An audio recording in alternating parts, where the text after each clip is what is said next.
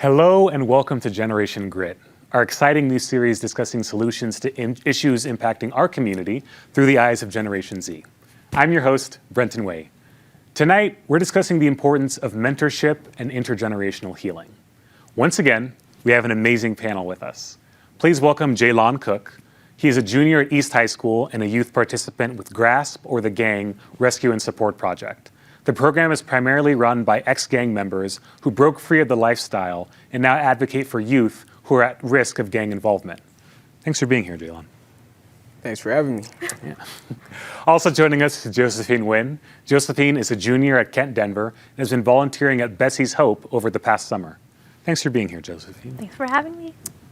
And rounding out our studio panel is Meredith Selmeyer. She is a first-year student at CSU in Fort Collins and has been volunteering at Bessie's Hope since 2020. She is studying fish, wildlife, and conservation biology with a concentration in wildlife biology. Thanks for being here, Meredith. Thank you. Our expert on the phone today is Linda Holloway. She's the co-founder and co-director at Bessie's Hope. Linda strives to educate people everywhere on the importance of intergenerational relationships and community involvement with our assisted living and nursing home elders. Welcome, Linda. Hi, thank you so much for allowing us to have this wonderful opportunity to talk about something we've been doing 30 years, so thank you. Absolutely. And before we get started, we have a quick video that we'd like to play to learn more about what Bessie's Hope does and what GRASP does as well. Let's take a look.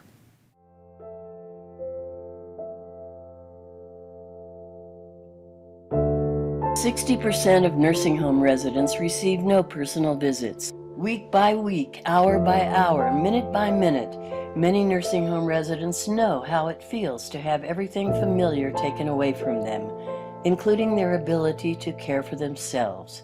Although nursing home staff are very caring, many residents feel forgotten by the community, which leads to depression and loneliness.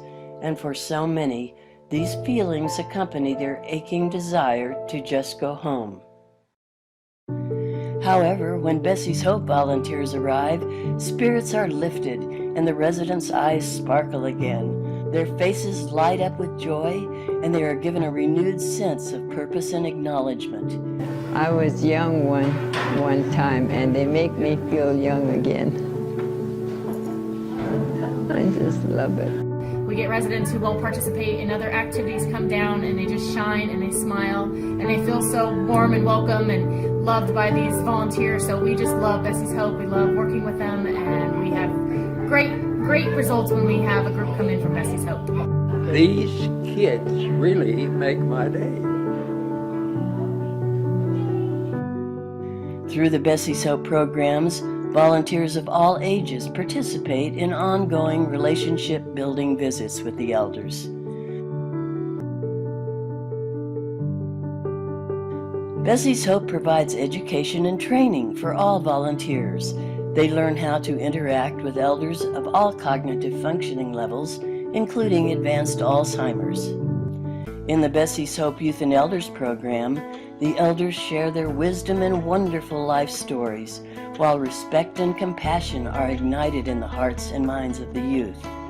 The youth who participate in this program develop a sense of caring and respect for elders, as well as respect for themselves.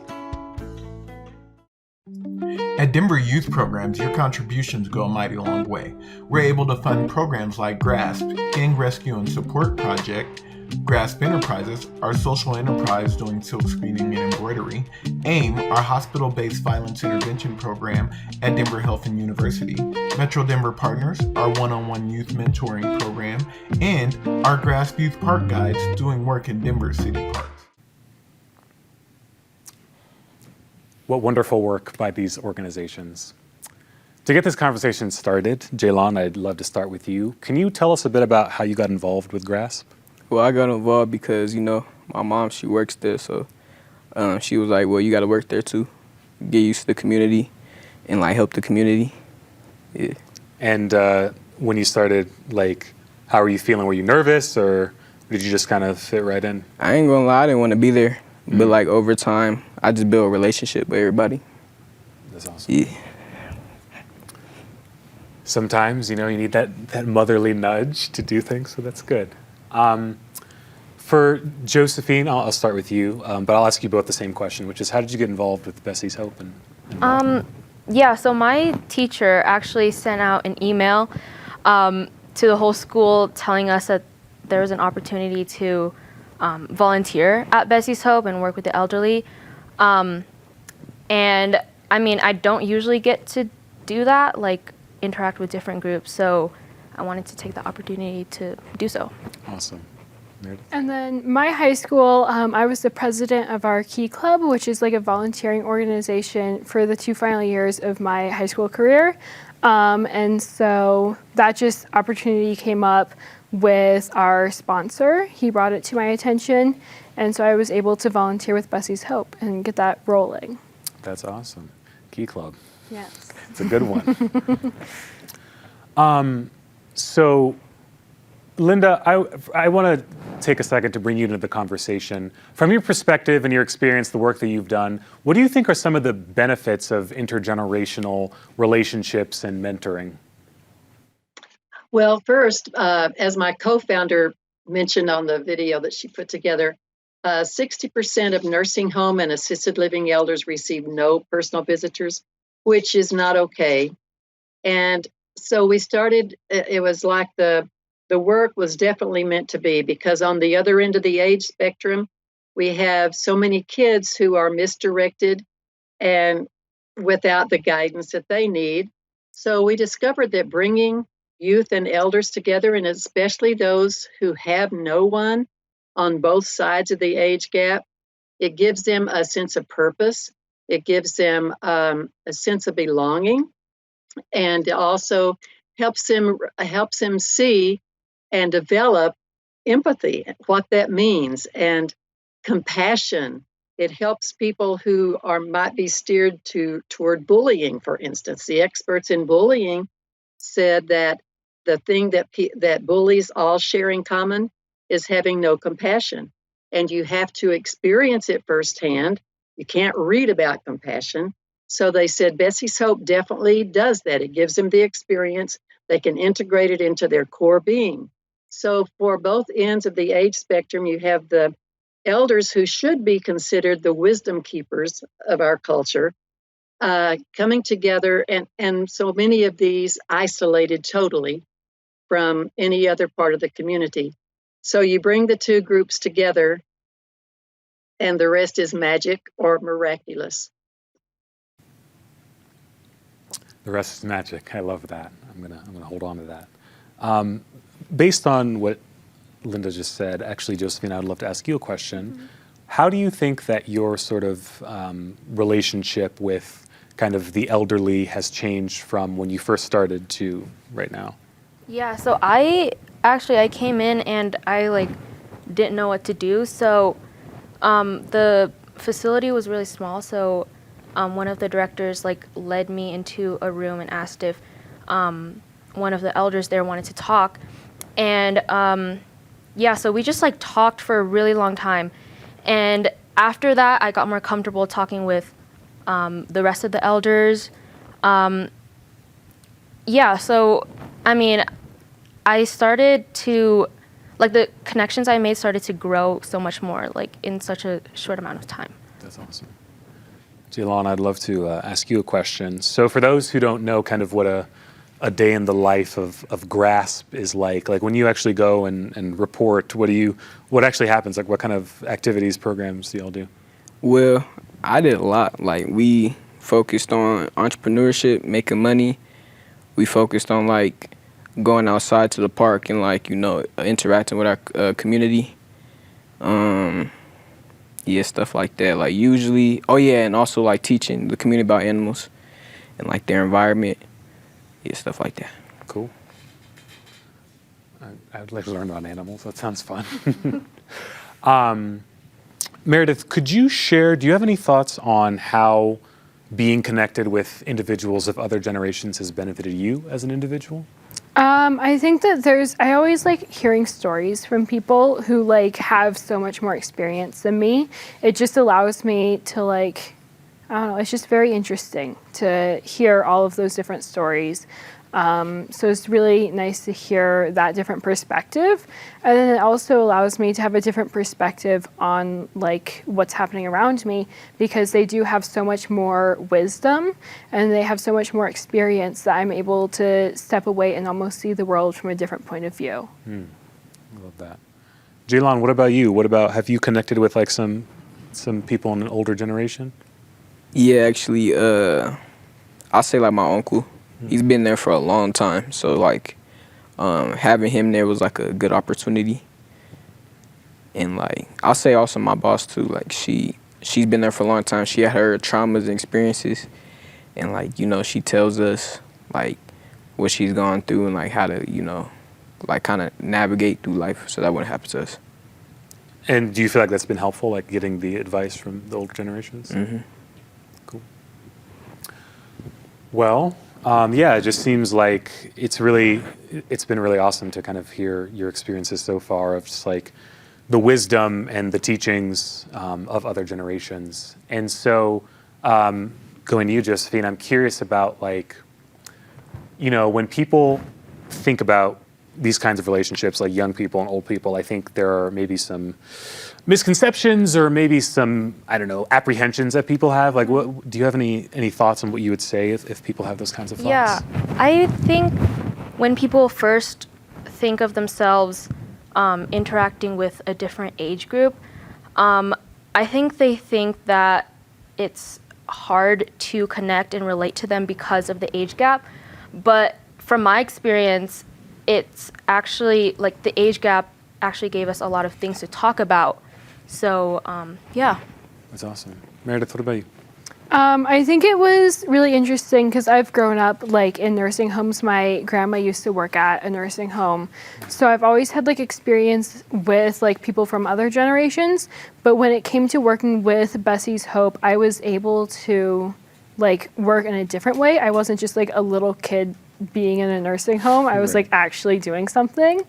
So like the first thing that I noticed was everyday language that I tend to use might not be like an equal playing ground for talking with other people, just because I use a lot of like everyday like slang for my generation. Like chuggy. Yeah.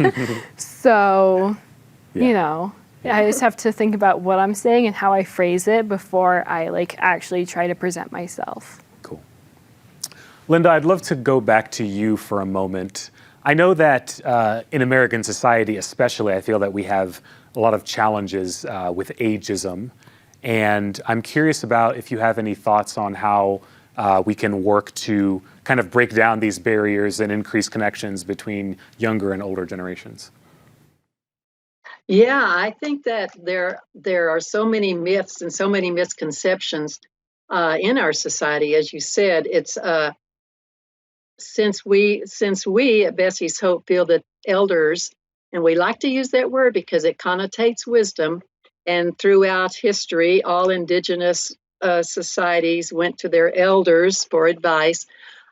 So we think that the erosion of respect and compassion and empathy there's a correlation of how the erosion began with the throwaway of the elders and putting them away, so to speak, because they're no longer contributing members of the society. So the way that we've found to bring the two groups together most successfully is to empower the elders and at the same time empower the youth, because the elders need to feel that they have value again.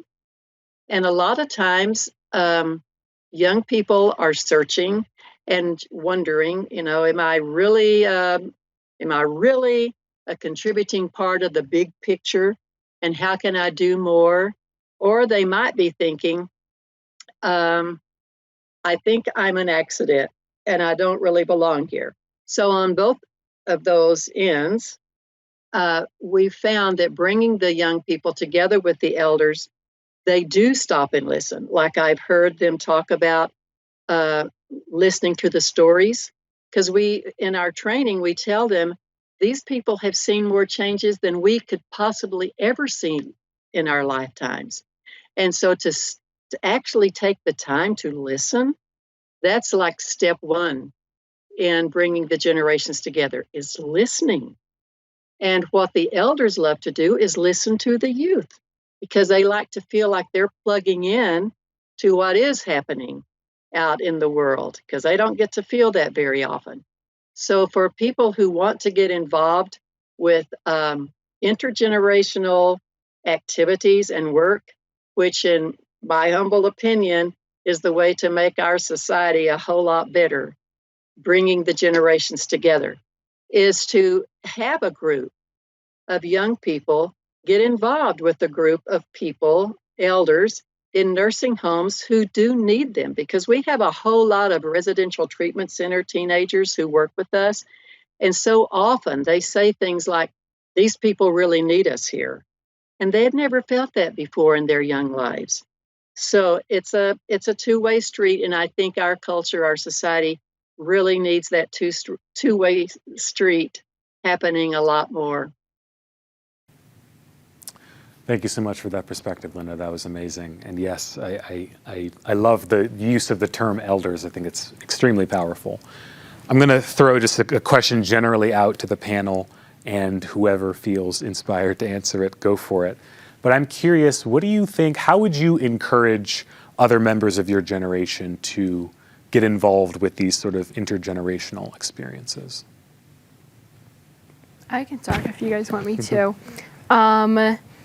I feel like just go out and like do something, because like sitting around and thinking about how you're gonna actually go out and do something usually doesn't lead to you going out and like engaging with elders. So if you go out and like, or even just look up ways to help in your community, most nursing homes and like living facilities do need help. They just need volunteers, and they are like willing to help, like have most people come in and volunteer at their facilities. So just go out and like look for where you can help instead of like sitting and thinking about how you can help. Awesome. And either for Jaylon or Josephine, I'm curious, is there like a small moment that either of you remember where you felt like particularly transformed or helped in an interaction that you had, either at GRASP or at Bessie's Hope, where it's like maybe you're worried about something, you needed advice, or you were thinking about a direction in your life, and there was like a particular conversation or experience that sort of helped you in that? Yeah, so for me, I talked with a lot of people that had passions, and like even when I'm not volunteering, I still think of them and what they talked about their passions, because it really inspired me to think about my passions more when I'm like looking toward my future and stuff. Yeah. Cool. Jaylon, any thoughts?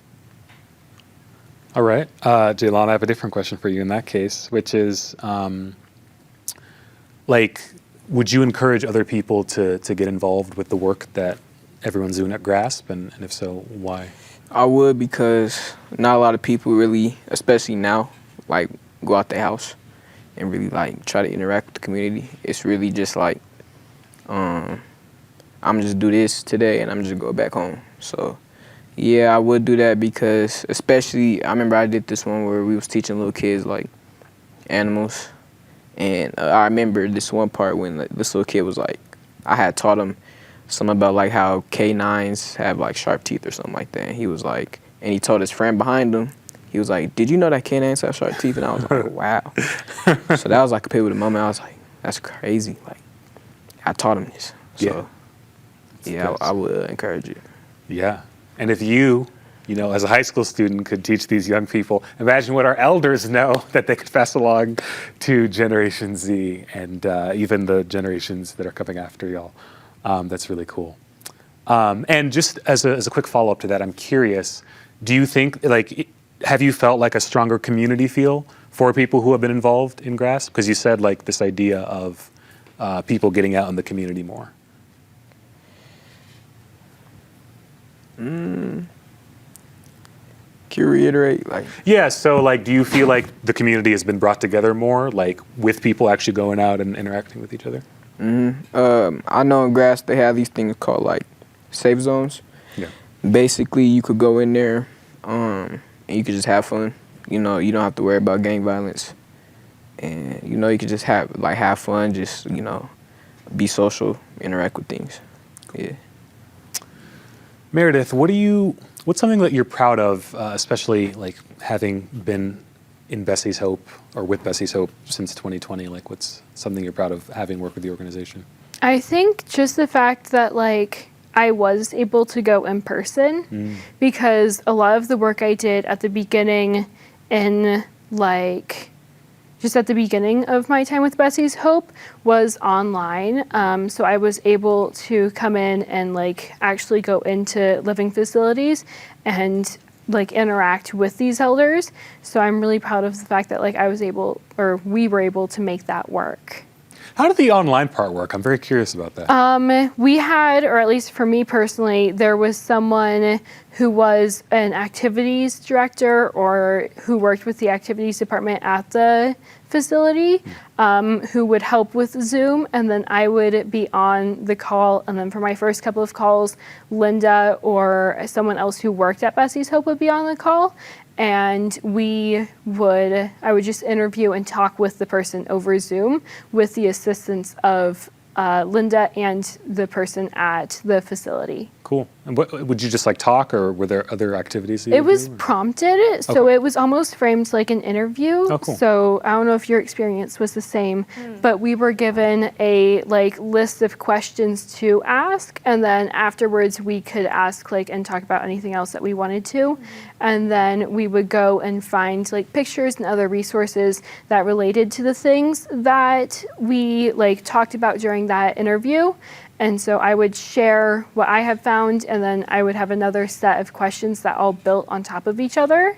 I know for my last couple of times going into the facility in person, I had gotten to the point where we didn't have it like a script. So we could just have a normal conversation and get to know each other better versus that more facilitated learning about someone. That's awesome. And so do you think, this is again for any of you, after you graduate high school, college, et cetera, and you're off in the world, will these experiences that you've had, are you going to carry on with them? Or are you going to continue to try to cultivate intergenerational relationships as adults? Or older adults, I suppose? I definitely think I'll hold on to the experiences that I've had at Bessie's Hope, especially because the interactions weren't like my everyday interactions. They're with older people and they had different things to say than people from our generation. So I think that was very impactful. Yeah, I think I will continue just volunteering in general. I've always volunteered, so I'm trying to continue that through my college career. I have a little bit less free time, but I'm trying to still continue that on, and so I can see myself in the future continuing to volunteer and pursuing other intergenerational relationships. What about you, Jalen? I don't know. Not sure? I think that's okay. But it sounds like, getting involved in the community has been helpful for you. So maybe you'll carry that on after high school and college and whatnot? Yeah, I'll see what I can find. But if I do have opportunity, I'll take it. The kids are looking up to you. Who's going to learn about the animals without you? But yeah, I appreciate that. Linda, I have a question for you. I'm curious, what are some resources that young people or adults can find to get more involved with intergenerational relationships and learning from elders? Well, actually, since ageism is one of my favorite things to talk about, or against, I should say, there is an organization called Changing the Narrative. People could look that up. Again, we have been engaging with them, and they're wanting to have more community participation in intergenerational conversations about how to eradicate ageism. And so that's, again, Changing the Narrative is a resource. And there's an intergenerational organization. It's based out of Washington, D.C., and they've featured Bessie's Hope a number of times, but it's a kind of an umbrella that's a national organization. It's called Generations United. So people could go to that website. And again, for Bessie's Hope, we do work with families and individuals and adult groups because we need to plug not just kids and elders in together, but a lot of, as I said a while ago, there's so many myths and misconceptions about older people and what they have to offer. And we have in our society something I think my co-founder and I have started calling it this. In our culture, there seems to be this underlying teaching that the older a person becomes, the less they become. And it's completely opposite is true.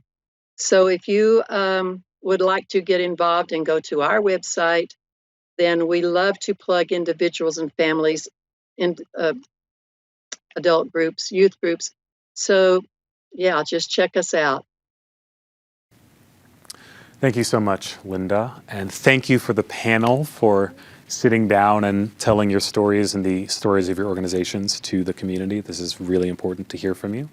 And that is all the time that we have for tonight. But thank you so much for watching. And seek out the elders in your life, whether those are family members, community members. We're excited to have a series like this, allowing young people to speak their truth and to highlight all of the great work that's being done in our community. You can find us here every Friday night, or you can watch online at pbs12.org. You can find us here every Friday at PBS12. If you have a question or comment, you can reach out to us at grit@pbs12.org, or you can reach out on any social media channel. I'm Brenton Weyi, and for all of us here at PBS 12, thank you, thanks for watching, and have a fantastic night.